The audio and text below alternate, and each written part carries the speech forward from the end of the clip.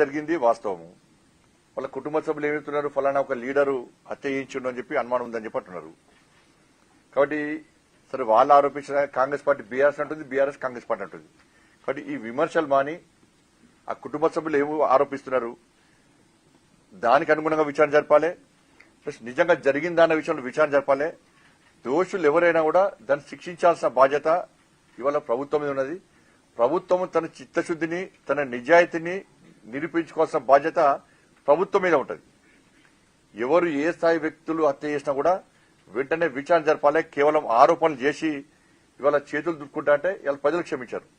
ఒక వ్యక్తిని ప్రాణం చేయడం అంటే ఇది ఇంతకంటే దుర్మార్గము, ఇంతకంటే దురదృష్టకరం ఇంకోటి కాదు. కాబట్టి ఈ విషయంలో రాష్ట్ర ప్రభుత్వం హోంశాఖ కూడా ముఖ్యమంత్రి గారి దగ్గర ఉన్నది. కాబట్టి వెంటనే దీని మీద ఈ విచారణ ఆ విచారణ కాకుండా వెంటనే త్వరితగతిన విచారణ జరిపి ఎవరైతే దోషులున్నారో వాళ్ళను వెంటనే అరెస్ట్ చేయాల్సిన బాధ్యత ఉన్నది.